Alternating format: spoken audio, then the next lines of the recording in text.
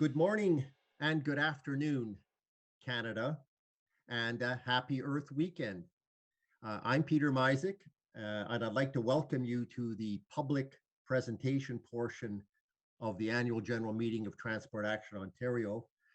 Our group is Ontario-based, but closely affiliated with other non-government organizations in the Transport Action family across Canada.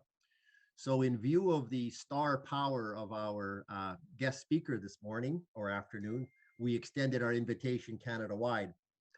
Our speaker, Elizabeth May, needs no introduction. She has served as a member of parliament for Saanich Gulf Islands since 2011. And as we all know, she was leader of the Green Party from 2006 to 2019.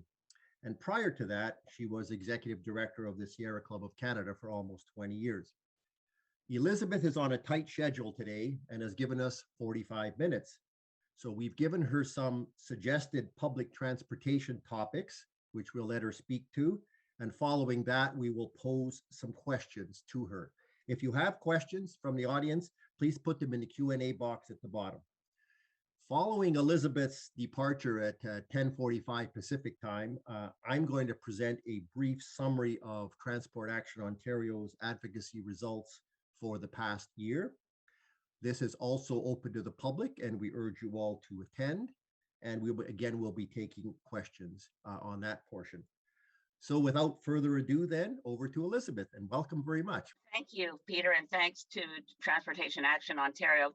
It's really important to have groups like yours, and there are not enough of us who are paying attention to these critical issues. So Transport Action Canada and Transport Action Ontario have my deep appreciation, and I'm apologizing right off the bat that I don't have as much time as I should.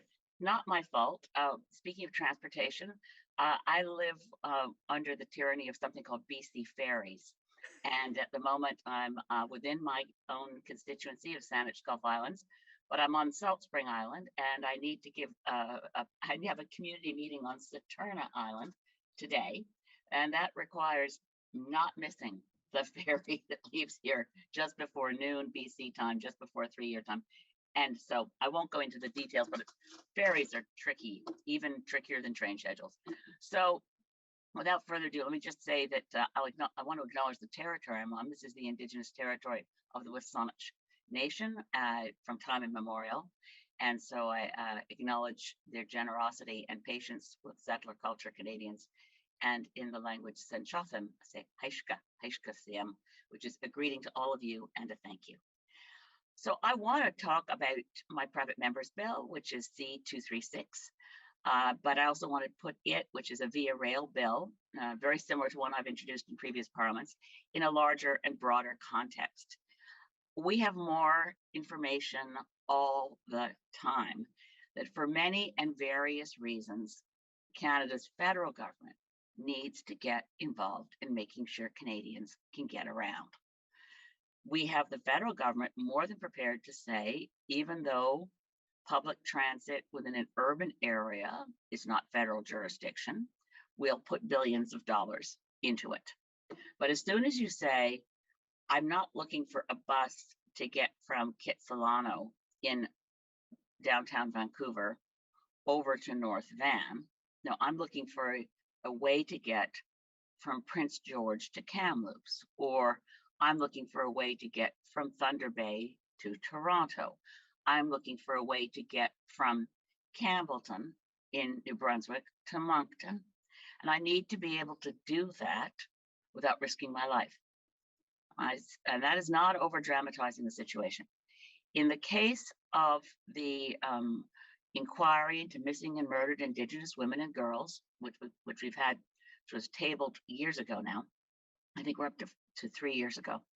But the report on missing and murdered Indigenous women and girls has yet another very strong argument for the work that you do and the work that we all should be doing. And that was that the inquiry reported that it was the absence of safe and affordable public transportation along what's been called the Trail of Tears that led so many marginalized people. And the focus was on women and girls, but make no mistake, men have also been victimized and murdered and missing on those same routes. when you have people who are low income, don't own their own car, and need to get from A to B, there's nothing.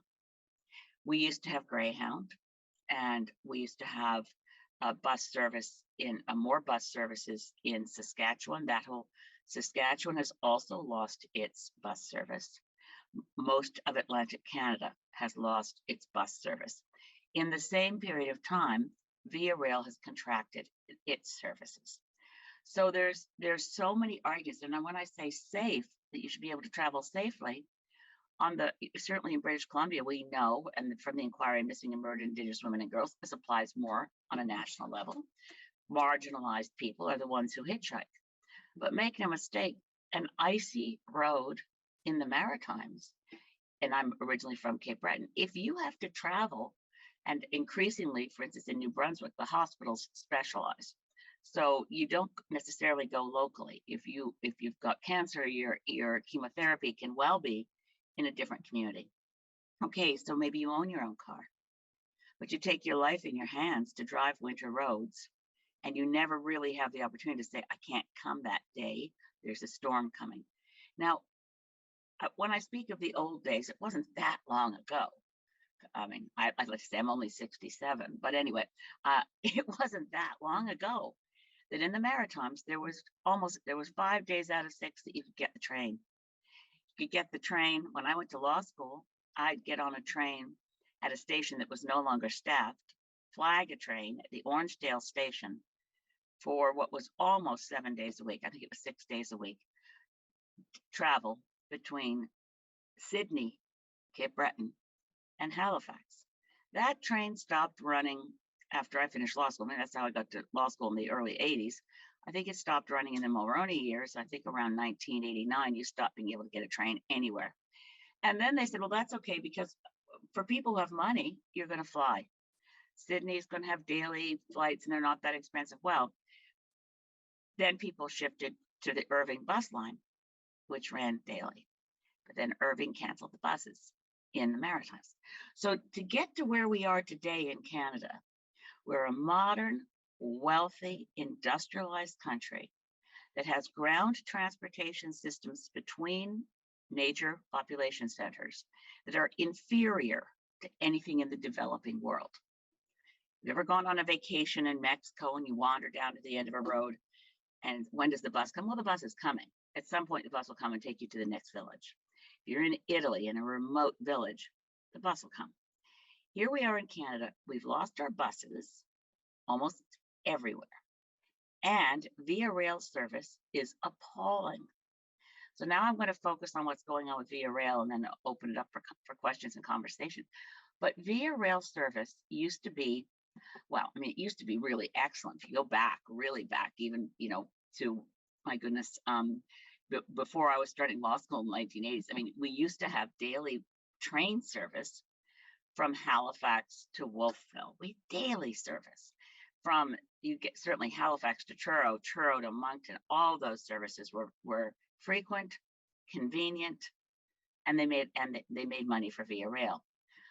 As they began to cut back, most people living in Nova Scotia today would never imagine that those rails, and most of the rails are still there, you could revive them, used to carry people that frequently and that affordably.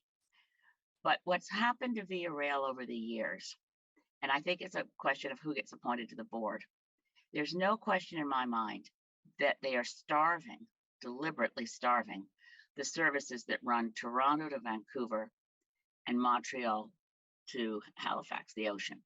Those two lines were identified in a report that was mandated under Stephen Harper, but delivered to Justin Trudeau. So look, those lines should just be cut. Those should be privatized. We certainly experienced this in the Mulroney years again, when the Rocky Mountaineer tourist travel line was given, essentially, the travel by train from Calgary through the Kicking Horse Pass, through the Circular Tunnel, the most historic rail lines in this country, where the last spike was driven. That became privatized, tourism generating operation at a very high cost. So no traveler, no Canadian is going to take that except as a treat. It's a treat, all right, but it's expensive.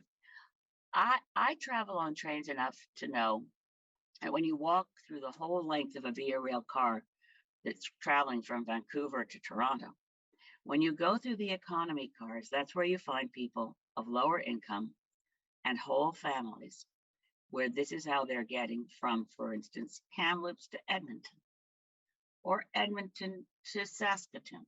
There are many, many important routes in this country that are still serviced by Via Rail. And if you're traveling economy, it's affordable. I mean, as soon as you take a berth or a bunk of any kind in a sleeper accommodation, the cost of that trip go out of the reach of the average person.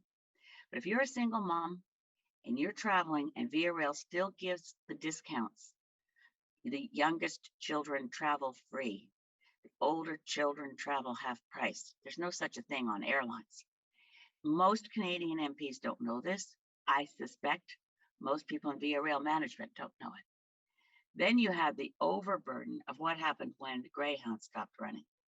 The few days a week that Via runs through communities, the staff on board, and I should give a big shout out here to Unifor, because the union that represents our rail workers in passenger rail work so hard and really care about keeping passenger rail going. Well, they call it the Greyhound effect, because now their staff has to get off early. They take this on themselves. No one's asked them. They'll cruise through a train station, like one of those 2 a.m. stops like Saskatoon, and look for people who are in distress, people who have mental health issues, who clearly have drug or alcohol issues. And they figure out, where are we going to put that person who has a right to travel so that they're not freaking out, to put it not too mildly, the family with the children who are asleep in the day-nighters. I mean, you can sleep in a day-nighter and it's not uncomfortable if you're planning and all that. But if you've got someone with you who's going through DTs and who's shouting out randomly, you're not sleeping. The Via Rail staff have taken this on. They don't have any additional funding supports. They don't have any additional help for security. But there's a real crisis of the few days a week that Via still travels between communities. The staff on board have extra burdens. And if you look at what's going on, again, in the Maritimes, so few trains and only a few days a week. And they also have the burden that there's no bus service in the Maritimes, except for Maritime Bus does a great job. It's a private sector coach line company. They do their best. How do we address this, that we are a modern industrialized country with a crisis in ground transportation? Well, one solution that I have is Bill C-236. I've spoken at length with the Minister of Transportation about it, Omar Al-Gabra. The problem with my bill is that as a private member's bill, if my bill were passed by Parliament, it couldn't take effect without a royal proclamation from the government to say, we're going to take this under our wing because it's going to involve other costs. So let me just say what my bill is. I'm trying to set up a legislative framework for Via Rail. Via Rail right now has no legislation to mandate that it's a public service for passenger rail. It's a crown corporation. Okay, it got set up as a crown corporation, which is why you need a royal proclamation to change its legislation. But its decision making is by the board of directors who are put in place by the government of the day. I don't think the board of Via Rail wants Via Rail to survive, except in the Windsor-Quebec corridor. So you can go back for over 10 years worth of budgets before you find anything that went anywhere except the Windsor-Quebec corridor. What does that mean for being able to say we have a cross-country rail service? Now, the model for my legislation comes from what they do in the United States, where Amtrak is legislated. It has a duty under legislation to provide affordable public transportation by rail for Americans. We are in Canada with, obviously COVID was a big hit in terms of rail service, but even before COVID, The train from Vancouver to Toronto ran only at, you know, three times a week, I think, before COVID.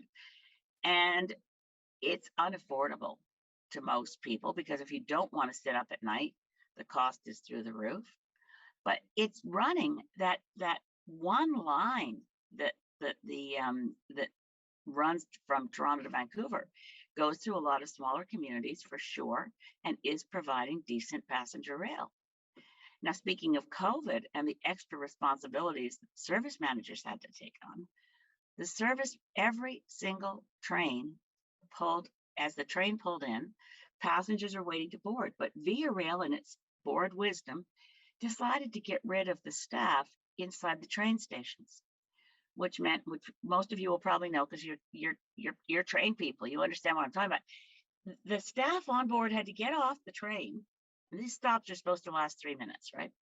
Get off the train, and the onboard staff had to check the vaccine passports for the people boarding. So the train could never run on time, even if it wasn't losing time because the tracks were occupied by freight. On top of that, during COVID, the staff on board had to check the vaccine passports for everyone. It took years. I mentioned earlier Maritime Bus Lines and what a good company they are. They managed to finally get it done that if you bought a ticket from Montreal to Charlottetown, you could buy it on the Via Rail website, meaning that when you got to Moncton, you're off the train and you board a bus. But that depends on the train showing up, not more than 2 hours late to change over to get on the bus to go over the fixed link to get to Charlottetown. So lots of people who bought their train tickets to get to Charlottetown found themselves stranded overnight till the next bus.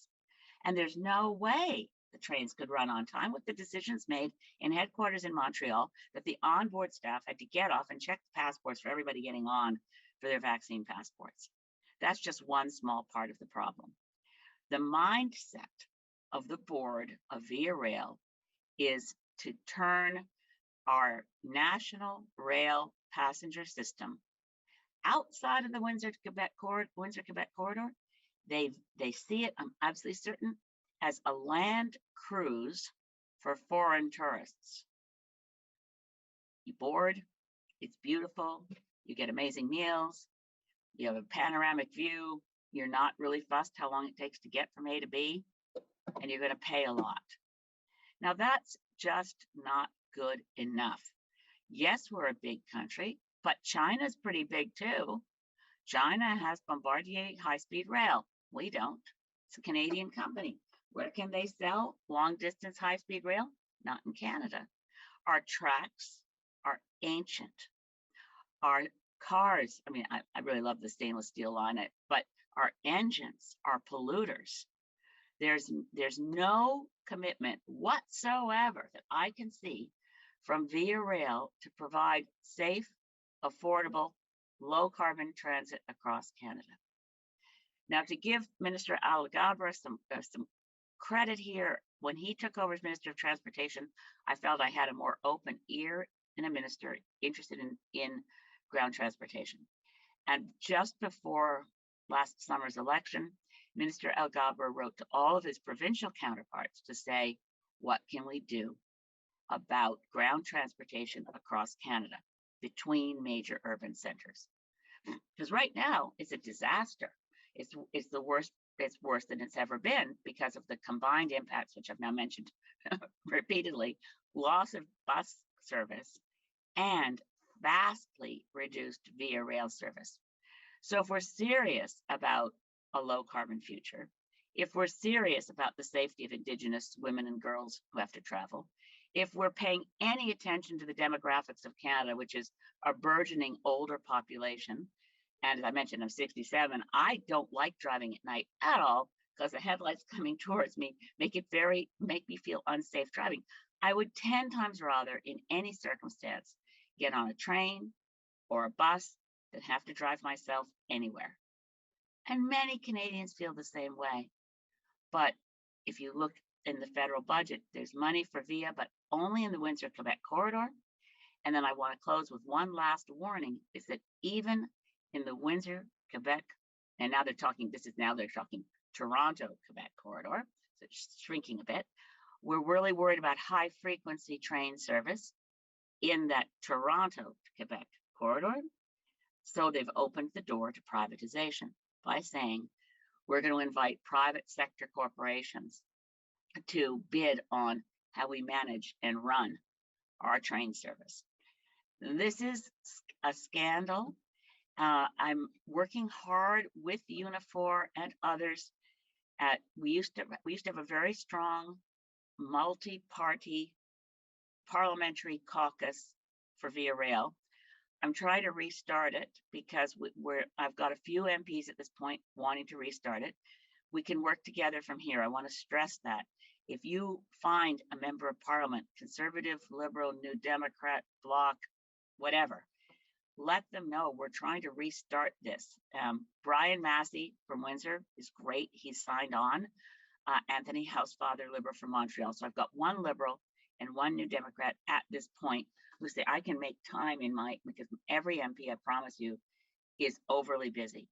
But Bill 236 won't pass in this parliament because of the requirement for royal proclamation. I need, and we need, this bill to pass.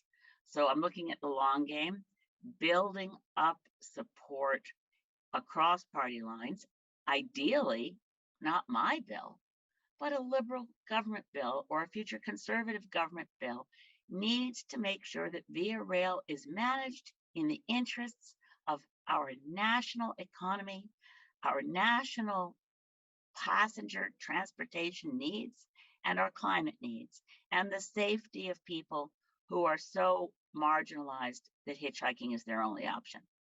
We have a huge investment in our passenger rail system, and we're allowing it to die on the vine by focusing any new reinvestment only in Toronto, Quebec, Windsor, Quebec corridor. So that is my rant. It's not much of a speech, really. I really want to make sure that we have lots of time for discussion because I've got another 20 minutes. So I'm stopping now and open the floor to any questions. I really appreciate being invited to join you this morning. This morning, my time, this afternoon, your time. Yeah. Well, thank you. Thank you very, very much. You've given a wonderful summary of the challenges outside the corridor, particularly. I'm going to ask a couple follow-up questions, and meanwhile, I will ask Terry to go through the Q&A section and pick important questions there. So I'd like to start with, you touched upon the fact, again, let's focus on the non-corridor for a minute. I was pleased to hear you say that Minister Algoma has an open ear, and he did send that letter to the provinces last year about what can we do about ground transport. I guess this was in a fallout from the Greyhound collapse. Have you heard anything since then? Because we follow motor coach industry pretty darn closely and have seen nothing. At least I haven't seen anything. I agree. We haven't seen anything. I mentioned Maritime Bus. The CEO, Mike Cassidy, is great. Yes. And we have out here on Vancouver Island, we have Wilson's Bus Lines, and John Wilson is also super. I mean, we're talking about family-owned businesses that are surviving by the skin of their teeth through COVID and have come up with creative solutions and put together, and there's coach bus lines, they're part of their coalition that are across the country. And they put together a package, which I pushed for really hard for the budget that we had in 2020, and I pushed really hard this year. We are not seeing anything. Now, I have to say the fact that Minister Algoma wrote the provincial counterparts, when I last checked, so it's been a couple months, I hate to say, I had not been able to ascertain if any provincial ministers had responded favorably. What should an NGO like us do on this question? It's hard to penetrate bureaucracy here. Well, it's bureaucracy and political stupidity. And I saw one of your questioners on the climate emergency. I mean, if the words now or never don't get your attention as a policymaker, you're criminally irresponsible on the climate front. Just make that point. And not everybody's going to be able to afford an EV, even with the government subsidies. We need to focus on public transportation, not just electrification of our vehicle fleet will make a big difference, no question, but faster. Everything we have to do faster. So I think, like right now, and I hope you'll forgive me, you're in Ontario. There's an election coming up. I'm not saying this that you have to run out and support Mike Schreiner as hard as you can, although I'd love that. But I think all of us need to try to make that election meaningful in saying which one of these parties, which one of these leaders is really interested in making sure the average Ontarian can get from A to B safely. And what does that look like? And where's your commitment? And did your Minister of Transportation, Doug Ford, ever write back? Right. The federal minister? Like, you were asked, what help do you need? What can we all do together? I know I tried really hard to get, this is a different issue, but the province's attitudes has really been summed up for me during COVID. I tried really hard to think that we needed to get our kids back in school for fall of 2020. And the way to do it was to help. And actually, I was working with John Wilson and Wilson's Bus Lines on this, just saying, look, we've got tourism sector businesses, convention centers, all kinds of space that's well ventilated and has fancy bells and whistles for internet and big screens and all that, ideal for education. They can't have tourists or conventions because of COVID rules. And here we have space that could be repurposed during COVID so kids could go back to school with lots of spacing, and it might be, and the buses could help. Anyway, I worked on this. I managed to get the federal government quite interested. But I got the Canadian Federation of Canadian Municipalities interested, and the teachers union. Never mind, everybody I contacted thought this could maybe work, except provincial ministers of education who would not answer a letter or a phone call. I don't know, in terms of federal provincial harmony in this country, it's pretty harmonious right now. We don't have anyone really, any province saying we're on the verge of a referendum to leave Canada. But when you look, we have a dysfunctional federalism, in my view, where the provinces are more than happy to say, well, if you send us money, we won't complain. But if you try to innovate, if you try to say, we have a shared goal here, no question on the climate crisis, when a province like Alberta and Saskatchewan are intransigent, it slows everyone down. That's not an excuse for the failure of the federal government to take the steps that are required for climate. But like canceling Trans Mountain Pipeline and not allowing Bay du Nord to go forward, just two examples. So the federal government is not off the hook here. But our provinces should be much more willing to say, right, in the interests of Canadian citizens who are both Ontarians and Canadians, Torontonians, or Ottawa and Ontario, and you've got all these different levels of government, and you can't get from A to B. And for people in British Columbia, it's just that much worse because we don't have good ground transportation anywhere outside the major urban areas where we do. Okay, I'm going to ask. Just say quickly, my summary is make it an election issue. Figure out how to get media coverage.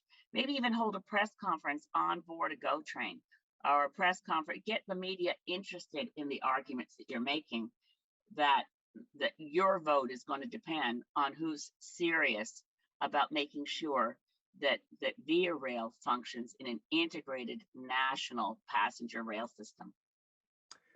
Thank you. I'm going to ask one question about high frequency rail, and then we'll flip it over to Terry. So you've touched upon the privatization. You called it a scandal. We were absolutely stunned that came into this recent request for expression of interest. We felt that Via has shown core competence in running passenger service in very trying circumstances with difficult access to trackage, et cetera, et cetera. And so they would be the obvious operator.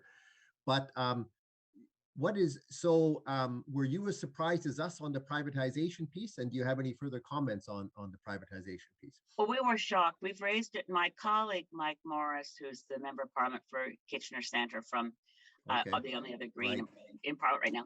But Mike has raised it several times in question period. I have as well. And in pushing really hard, we got an answer from Minister Algoma in question period. It was to Mike's question. I'm recalling probably about a month and a half ago. Okay. And Minister Algoma said, we are not privatized. We're looking, wait a minute.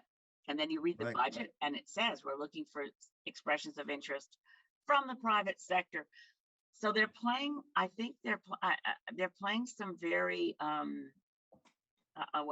law school word I remember is weasel words. I mean, what does it mean to say we're not privatizing, but we're looking for private sector investment? High frequency, and I don't understand how you can talk out of both sides of your mouth like that. And it needs to be really nailed down. But we do have Minister Algoma on the record in Parliament saying, no, I don't intend to privatize, except that the budget says we're looking for private. Yeah, walks like a duck, quacks like a duck. I mean, the private operator is supposed to take revenue risk. There's minimum schedules, but taking revenue risk and set the prices where they want. It sure sounds like privatization. Anyways, it was shocking. I have to say, I was shocked that we didn't see more media reaction to that. But again, our allies here, we have to keep looking for more and more allies. Unifor is fantastic. NGOs like Transport Action. I think more voices from the Indigenous community. Judith Sayers out here on Vancouver Island is the president of the New Chalmers Tribal Council, and also chair the board of the E&N Railway, where we're trying to revive rail service from Victoria up Island, which used to be daily service. That's a complicated issue because there's lots of First Nations territorial questions involved. But we have absolutely lousy service, and we shouldn't. I mean, those of us who promote Via Rail should be really clear that Via Rail management is squandering a public resource in which generations of Canadians invested, and we want it to be taken care of properly.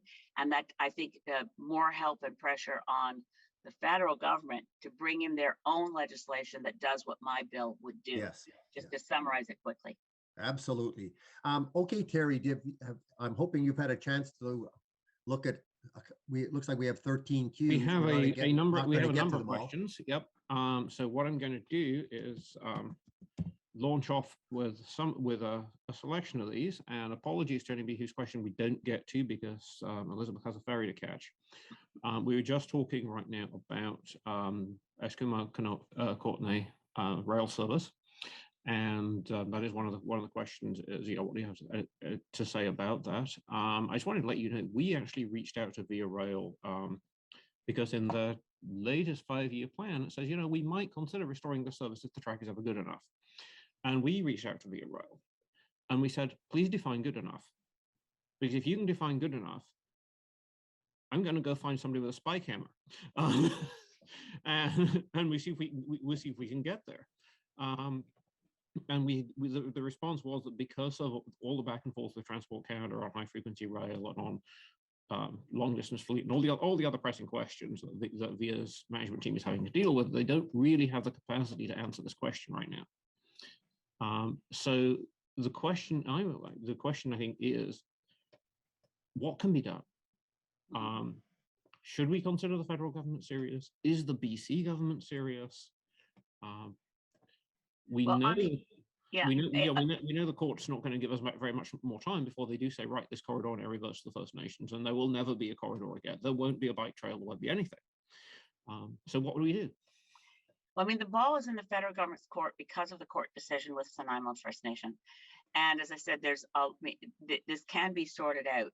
First Nations are not trying to stop the service in the area. They want to make sure that their rights are respected, because obviously the Esquimalt and Nanaimo land grant, the E&N land grant, gazillion years ago to the big railway barons actually, was without any consideration of First Nations territorial rights. And it can be fixed, but I have written all the relevant ministers to say, look, this needs your attention. Are you even aware this court decision is waiting for you to say something or do something? Step up.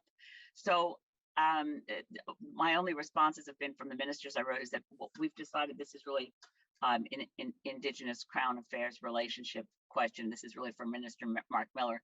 This isn't for Minister Algoma. So I am working on, Mark Miller is, I think, just being fair about where I think people are really decent and trying to do a good job. I'd say that about Minister Algoma. And I'd say that for Mark Miller, I think he's an extraordinary human being and very dedicated. Huge challenges, lousy department, honestly. So we more public pressure will help. I'm not giving up on the ENN railway being restored, but it must be with deep respect to the principles of UNTRIP, and that is achievable, but they've got to start fast. Thank you. Carrie, do you have anything else you want to pick? Because I've been glancing at it, but there's definitely some other good questions. So there's a question here from John Rye, and he says, what lessons can we apply from places where the Greens have been in government? And he mentions particularly Baden-Württemberg in Germany. Yeah, Baden-Württemberg is the only place where we actually formed majority government. Right now, there are Green MPs serving in cabinets in 11 nations around the world, from Ireland and Scotland to New Zealand to Germany to Sweden, and we're right now probably at an all-time high of Greens who are actually serving either in coalition governments or in confidence and supply agreements. And one lesson, of course, is that it's 10 times, maybe not 10 times harder, maybe 1,000 times harder to see that happen in a country that uses first past the post. So it's never happened in the first past the post country that you've seen a federal Greens in cabinet situation. Certainly Greens in BC formed a confidence and supply agreement with the NDP. It's what put John Horgan in power, and then he violated the terms of the agreement, called a snap election, to get himself a majority government. As long as our political culture is toxic, Greens have a very hard time, because our fundamental approach is to be more cooperative. And our toxic political culture is, in my view, entirely due to our voting system. New Zealand, for instance, my colleagues in New Zealand had gone through the same problem with New Zealand Labour Party that my colleagues in the UK have with the New Zealand Labour Party, with the UK Labour Party, or in Canada, how the NDP treats us. It's because of first past the post that they sort of want us to be dead, eliminated, gone. They don't want to cooperate. Now, the interesting thing is, in New Zealand, when they changed from first past the post to a proportional representation system, the culture did change. And the Greens in New Zealand are still in Jacinda Ardern's cabinet, even though she won a majority government in a mixed member proportional system, with no need for hanging on to power and making sure that she could pass any confidence vote. She has all the Labour in New Zealand has the majority of seats, but Jacinda Ardern's experience as Prime Minister in working with her Green Party colleagues was so positive that she wanted to continue the cooperation and put 2 Green MPs in the cabinet of the New Zealand government of Labour. So we have to change our voting system, is the main lesson learned. The other side of it is that when you do get Greens in government, you get much better decision making and more stability around policy, because policies are achieved more by consensus than by wedge issues and division and hyperpartisanship. Thank you. I'll take the next question, Ted. Two questions. Sorry, let's take the one from Ted Bartlett. I think it's an excellent question. I'll just read it to you. The last private member's bill to create a Via Rail Canada Act was wholeheartedly supported by the Liberals while in opposition. We remember that. Now they are in government. Will they be whipped to vote against your bill? How do we shame them into supporting it? Oops. The biggest problem I have is that even if we got my bill passed, as I said, without a royal proclamation from the minister, because it is a Crown Corporation and we'd be rewriting the Crown Corporation Act. So we need to get the federal Liberals to put forward this bill as a government bill. Otherwise, you know, I did it anyway, even knowing that was the problem that we would face. Yeah, so I'll just answer quickly and say, virtually every party except the Greens whips every vote. It's not the extraordinary, it's the normal. And they often whip votes against what they said their party policy was in the past. That's just the way it works. Liberals, Conservatives, New Democrats, that's what they do. So I urge people to keep pushing Minister Algoma and other other members of parliament that you may know, to say, look, we know we are not a small issue here to have decent rail service. Can you speak to your cabinet colleague, friends, and in your own party and say, this bill that's already written is sitting there as Bill 236. Take it over and make it a government bill and get it passed. Okay. Harry, do you have something else you like in the way of questions? Last question I wanted to put before you have to run for that ferry is from Linda Savory Gordon in the Algoma region. And she asks, how do we shift transportation discourse from electric vehicles being the answer to climate change, when the production of cars and trucks and rebuilding highways every 10 years will still result in emissions that are not just from fuel? And I think this is the same question. I've asked the minister this question, or I've brought this up on several occasions as well. It's like electric vehicles are a bit like taking a Tylenol when you've broken your leg. You need to do it, but it doesn't fix the underlying problem. So how do we move this discourse along? I think we need to be honest about the science. Our current government, either intentionally or unintentionally, is entirely dishonest about science. In other words, I don't know whether when Stephen Guilbeault and Justin Trudeau say we need to get to net zero by 2050, whether they know as they put those words out their mouth that they are saying something dangerous. They're creating the impression that we have until 2050, which we don't. The IPCC report that came out on April 4th made it really clear. By 2025, 3 years from now, we must ensure that all around the world, emissions have peaked and started going down dramatically and rapidly, like a curved line that looks like this, to half as many emissions by 2030 as now. That is not what the government of Canada seems to understand. They approved Bay du Nord less than 2 days after the Secretary General of the United Nations said expanding fossil fuel production is economic and moral madness. They're not embarrassed. They're committing economic and moral madness. Now, when you look at the specific EVs, public transit, but we have to stop producing fossil fuels. So again, to your broken leg analogy, Terry, yeah, we are facing catastrophic threats to human civilization on this planet. We will have run out of time by 2030 to make the transition that's required. It doesn't look like a transition anymore. It's not going to be smooth or nice. The more we procrastinate, we've procrastinated now for more than 30 years. The more we procrastinate, the harder it gets. It doesn't get easier. And it's unforgiving. We do not get another chance. If we let 2025 arrive and our emissions have increased, which is the government plan. The plan says oil and gas production will increase by 21% in Canada by 2030. That's not if things don't go well.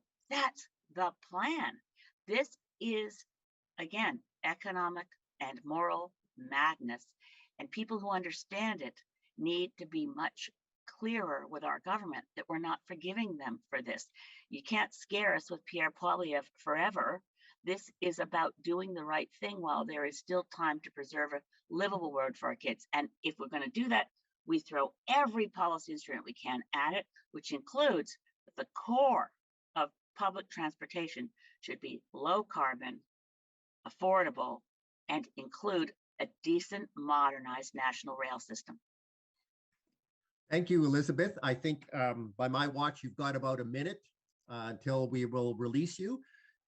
Thank you very much for some. Keep up the good work, and thank you so much. We will.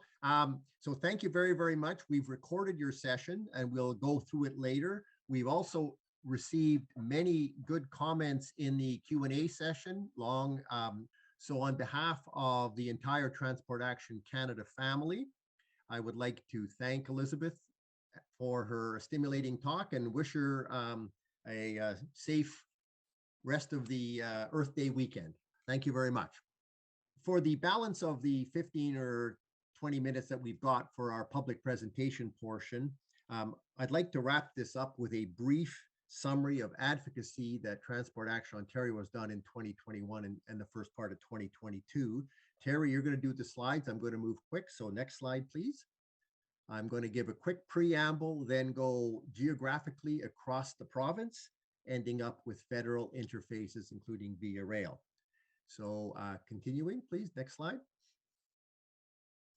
Just, you may have gathered it from my earlier remarks, but Transport Action Ontario is part of a nationwide network of non-government organizations under the umbrella of Transport Action Canada. There is a close working relationship and a high degree of administrative integration between TAO and TAC. So we're an efficient, well-run organization. Next slide, please. We're also very hardworking. Since our last annual general meeting, which was in fall of 2020, we have put 51 postings on our website and had 57 Ontario-related articles in the monthly electronic newsletters. If anyone is interested in a detailed issue like cross-border, I happen to see that one, do a search on the website, you'll definitely find all the details. Let me start with geographies, across the different geographies then.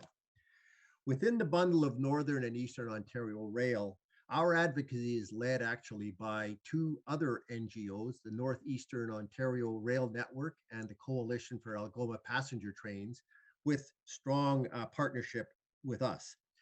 And the big highlight for this region is earlier this month, Ontario announced $75 million to reinstate passenger rail Toronto to Timmins with potential in-service date of mid-2020s.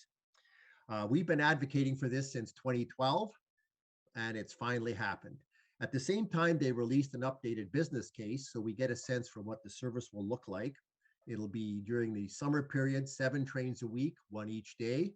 And you can see the arrival and departure times in Toronto. Off-peak months will be 4 trains a week, so roughly every second day. There will be a rail connection to Cochrane, which connects to the Polar Bear Express. And the initial capital cost will be $150 to $230 million, depending on the type of fleet that's used, with an annual operating cost subsidy of $6 million. So the $75 million announced is indeed a healthy down payment on what's going to take to bring this back. It's sad that it's way out to the mid-2020s, but it's definitely a step in the right direction. The other rail line we've been working hard to reinstate is the Algoma Central. Much of it was purchased by Watco, and the Mascot Transportation Authority. I'm sorry, I should go back and say the Algoma line runs between Sault Ste. Marie and Hearst and was shut down, I think, for passenger rail in about 2015. It's been under a cloud of uncertainty ever since then. We see light at the end of the tunnel. The Mascot Transportation Authority intends to meet with Watco now that ownership is clear to hopefully get them to operate the Bear train service. And once that operating relationship is made clear, there's an updated business case that will be prepared to apply for operational funding from senior levels of government. Another piece of good news is the Genesee and Wyoming acquisition to operate the Huron Central Railway, which is a vital short line between Sudbury and Sault Ste. Marie. This is really a template for how short line preservation should work. We've got both a federal and provincial financial assistance going in here, and we hope to use this template in preserving other short lines across the province. And last but not least, in this quick overview, I'm going back in time now. Back in December of 2020, Ontario released a draft Northern Ontario Transportation Plan with 67 actions in it, one of which, of course, was to reinstate the passenger rail Toronto to Timmins. That was good, but in general, this plan is extremely highway-centric. And NEORN is interfacing with municipal task forces, with a municipal task force, which has been nominated to identify the priorities. We're going to try to push up the rail and bus actions that are in that plan. I should point out, incidentally, we'll again be taking questions at the end of my session here. So looking forward to seeing those. Within the region of Southwestern Ontario, passenger rail and intercommunity bus, we monitor this region of Ontario closely. We intervene at almost all opportunities we can. Following release of a draft transportation plan in 2020, and it had 43 actions, a fair number of which were related to rail and bus, we have been having ongoing interactions with a mayor's task force that's been set up to prioritize the actions. We've had a number of inputs, all of which are on the website, but the key one really was a $100 million list of rail projects, which we developed after consultation with Via Rail, CN, and other specialist rail firms that would significantly reduce passenger freight conflicts on these CN lines, allowing better passenger on-time performance and more frequencies. We trot that list out wherever we can, whatever level of government we're talking to, because it's, in our mind, pretty obvious that these are good and relatively low-cost investments in the scheme of things. In other highlights, Federal Minister Algoma did come through the region last summer and announced plans to extend high-frequency rail to southwestern Ontario. No details yet, but we do know it's going to look different than high-frequency rail in eastern Ontario. Basically, there is less opportunity for dedicated corridors services in this part of the province. So the feds and the province are going to have to work together with CN and CP, and hence the importance of the $100 million project list. One other piece of news, a baby step in the right direction. GO Rail extended their service from Kitchener to London, one slow trip per day each way. It's a bit of a good news, bad news story. It's good that they're looking at the corridor, but on the bad news, it did preempt the task force recommendations that are pending, and it relatively blindsided Via. So we have the strong bad situation of Via and GO, two government agencies, both competing for passenger service on the same line. So a baby step in the right direction, but it's too bad they didn't go slower and work with the task force. Wrapping up, we're happy about the new intercity bus providers that have entered southwestern Ontario and Ontario in general, replacing Greyhound under the new deregulated environment that the province came up with in last year. But as we talked about a bit with Elizabeth May, there's still a lot of gaps in the intercity bus system. We need interline ticketing. A package service would be great. We need a national network, and somebody in the chat, I think, mentioned the Cross Canada Bus Coalition, which we are strong supporters of.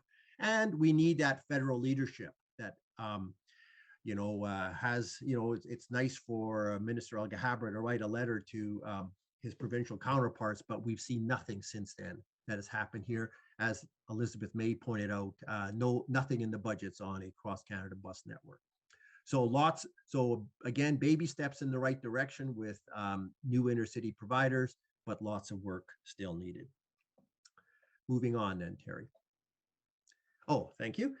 Within the greater Golden Horseshoe public transportation sector, it needs to be noted that there is an unbelievable amount of committed public transportation investment in this region.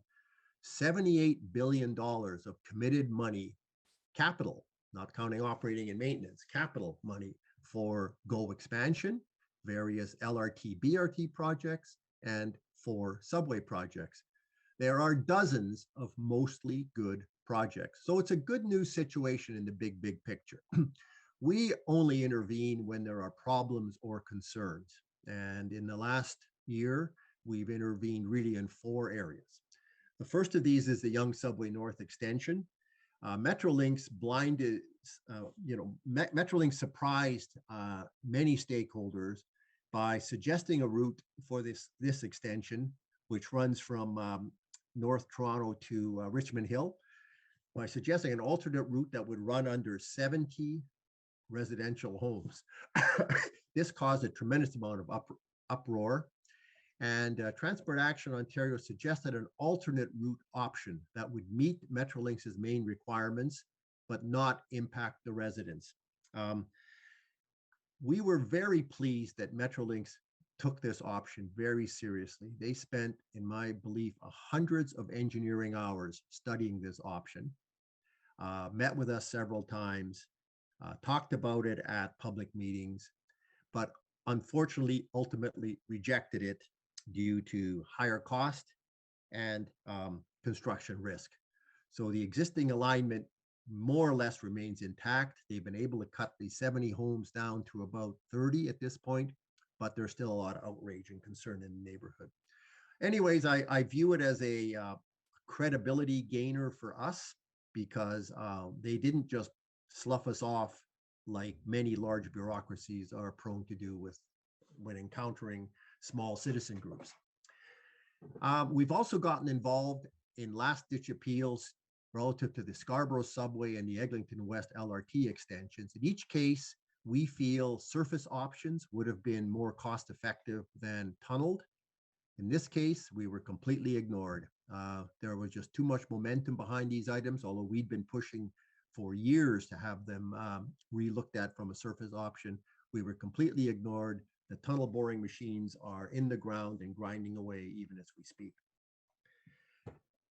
We've gotten involved in the Presto contract extension, and this is an amazing story.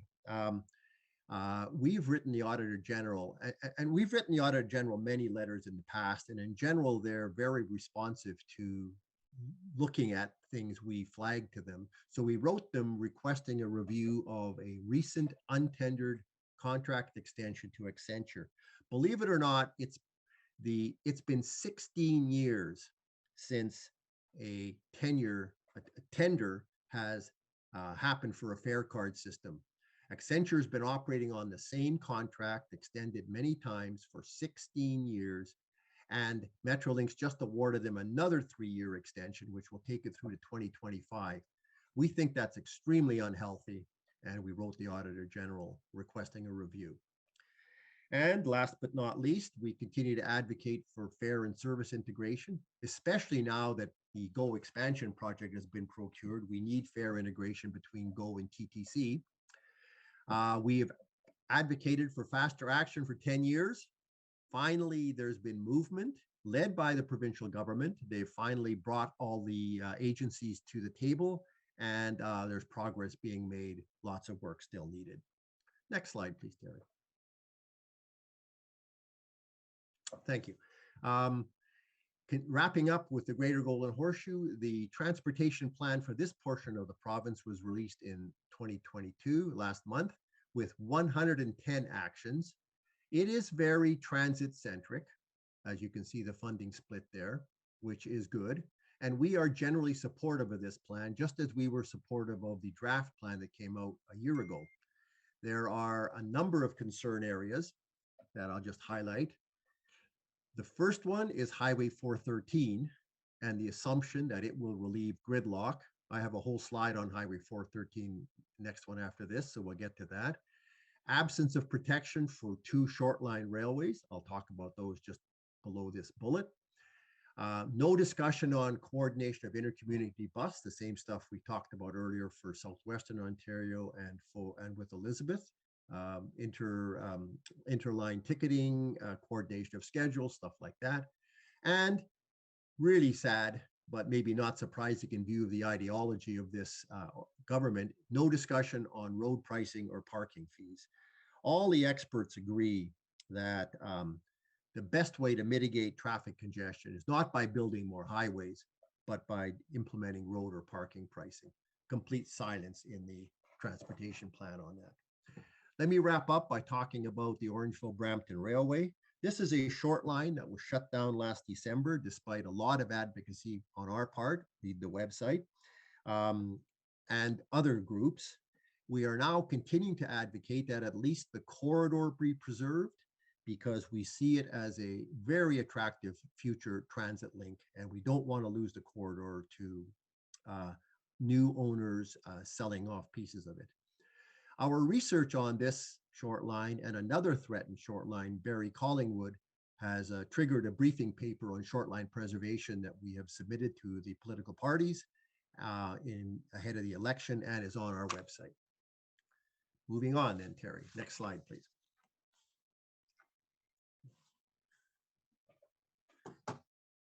Highway 413. This is a 59-kilometer new expressway planned north of Toronto. It's an absolutely fascinating file.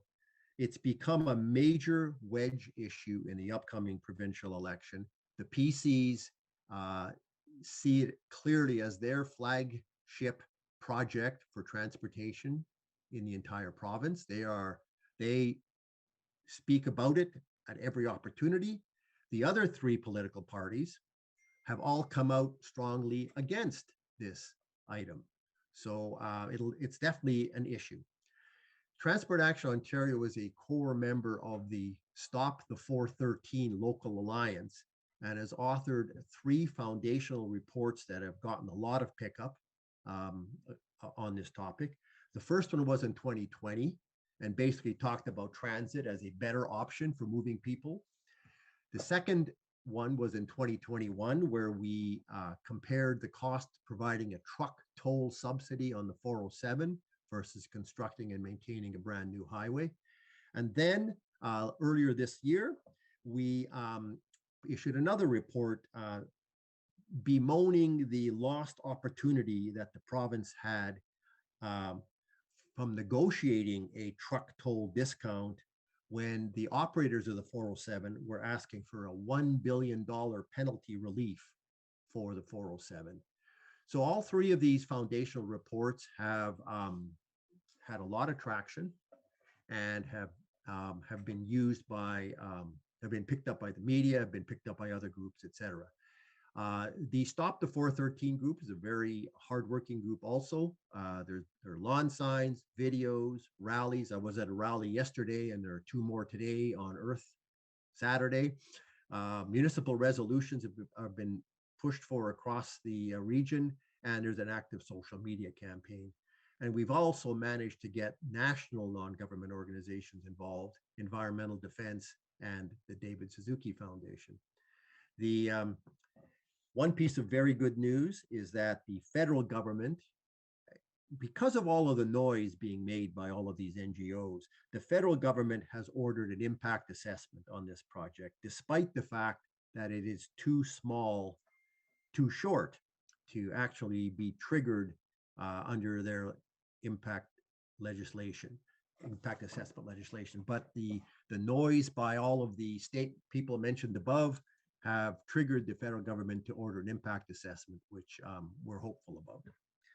Bottom line on this item, there's been a large amount of media interest and coverage in this project, both print, radio, and TV. I've been interviewed maybe 5 or 6 times myself on this thing, and it's certainly the top transportation issue across the province for the upcoming election. Moving on. Thank you, Terry. Oops. There's part of something got left out of this slide for some reason, unless it's in the next slide. Eastern Ontario Transit and Rail. The Eastern Ontario Transportation Plan was released April the 21st. There's 56 actions in it.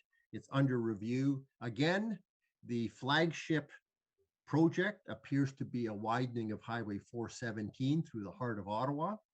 So it'll be interesting to see what happens when public starts learning about this.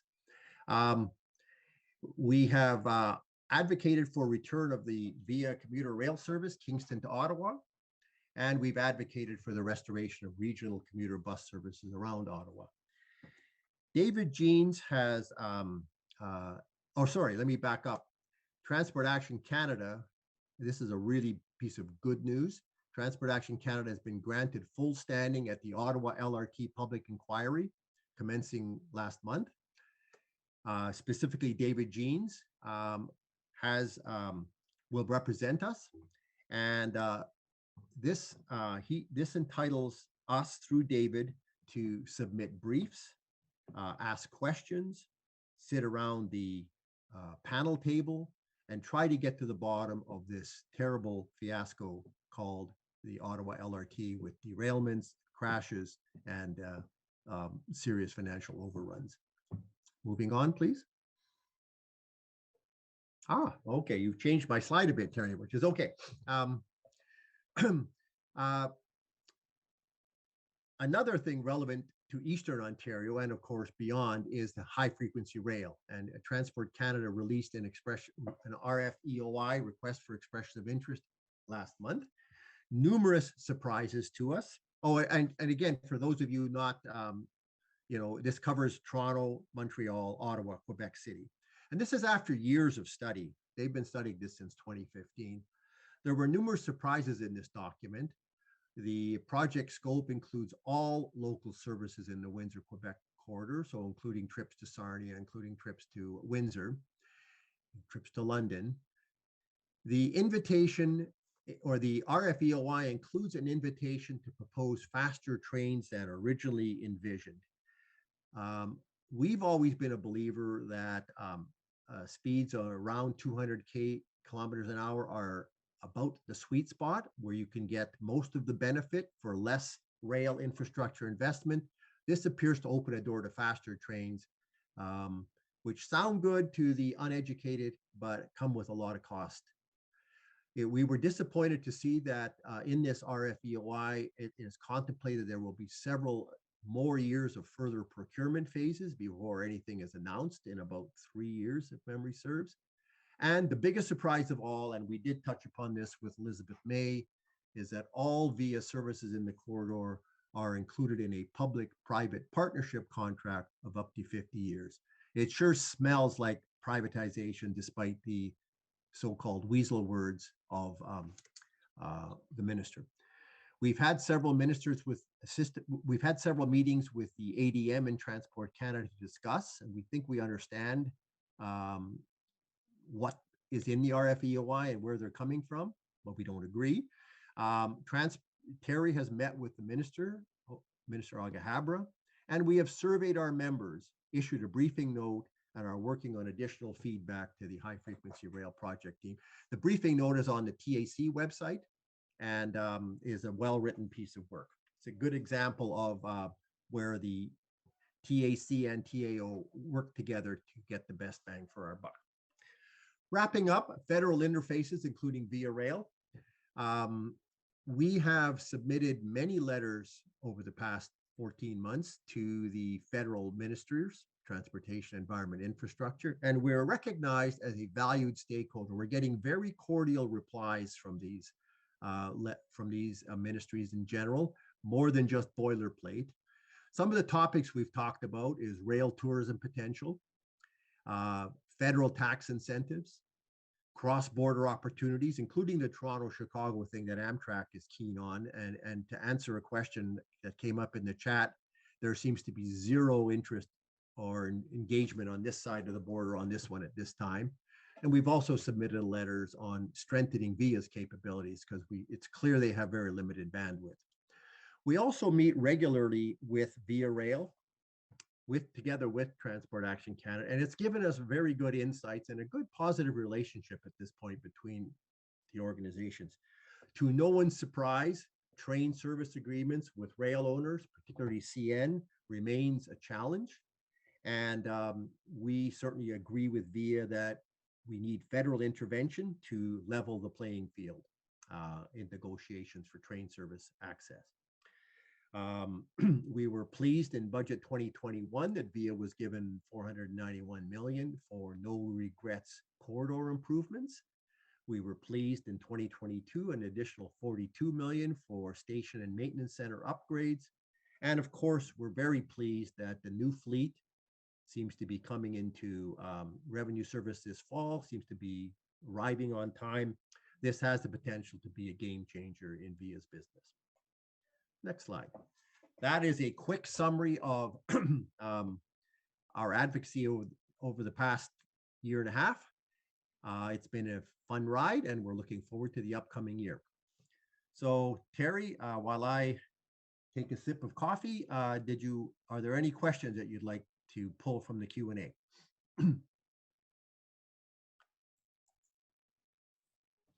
Okay, so let's just go. Any questions for Peter before we move on to the we start the business part of the Ontario AGM, which is a separate link because that's only open to members. But before we go from this meeting, are there any other particular questions to Peter? There was one question Elizabeth May did not get to answer, which was whether Marine Atlantic was included in the bill. That is not included in the current draft of the Via Rail Canada Act. But it is a very good question, and Transport Atlantic has been working very, very hard to get Justin Trudeau to remember that before the 2015 election, he did actually make remarks about making the rates reasonable again. Yes. So Terry, I just want to, you've got your ear to a different set of grounds than I do. I see a question here about the Chicago-Toronto limited route. Is there any update on that route restoration since that route particularly ran? The only thing I don't think I've seen much. The only thing we know is what Amtrak has proposed in its Amtrak Connections document, which would be to use the route through the Windsor Tunnel, take a somewhat circuitous route through the back of Windsor to reach the existing CN alignment. Currently, people on this side of the border in this region, I live in Southwestern Ontario, regard that as somewhat infeasible because you're going right through the Chrysler plant, and that some modification to that route would be needed to make that an attractive journey proposition. On the other hand, we are very keen with the idea of cross-border service coming back because it begins to allow integrated rail journeys through Chicago throughout North America. And we did actually have a meeting, Transport Action Canada, with the Big Sky Passenger Rail Alliance, all aboard Northwest, and some of the other players in the Plain States who are very keen to improve service in that area. And obviously that Amtrak connection from Toronto would connect Eastern Canada all the way through, which would be great. Okay, I see a question here from John Rye. Is there any consideration of a ferry from downtown Toronto to St. Catharines? I know that was studied it was studied maybe 10 years ago. I presume all of that work has died. We do know that Go Transit intends to improve service in the Niagara region, so that probably kills that idea. The other question here is, Go Transit in Southwestern Ontario, as we've said, is there was no kind of pre-negotiation with VIA as to how this was going to be coordinated together. There were massive problems in the way this was done, and the biggest of all is that the track is still only good for 30 miles an hour. So Go are running two of their older F-59 locomotives, which are the most polluting locomotives as well. They're actually idling them all night in London because Go does not use the same voltage of shore power as VIA does. And so it's not able to use the shore power that was installed for VIA service back in 2011. It would make all kinds more sense if this was a VIA train. If it was a VIA train, there would be coffee on it. And it would make all kinds of sense to fix the track from at least 30 to 60 miles an hour so that this train actually runs on time. And that's what our submission to the Southwestern Ontario Transportation Task Force pretty much says. We hope that we're going to see that report released by the Ontario government before the Ontario Parliament rises for an election in a couple of weeks. Fingers crossed that it includes some of our recommendations. Harry, I'm going to take one more question and then we'll adjourn because we got to start the AGM. A good comment that we can just explore a little bit more from Paul Bennett. You have implied that the privatization of VIA was a soft item referring to the corridor only. I read that it is a hard requirement. My take on this, and we have had numerous discussions with the ADM, is I think they put it in the RFEOI, but they are open to hearing about challenges and opportunities. And the way I think Transport Canada would position is look, if a particular consortium feels that privatization is not the way to go, please tell us in the RFEOI and we will reconsider. So I don't think it's hard yet. There's still an opportunity if a particular responder to the RFEOI says, look, I think privatization is a bad idea. I don't want to take revenue risk for 50 years. There's still a chance that Transport Canada would back away.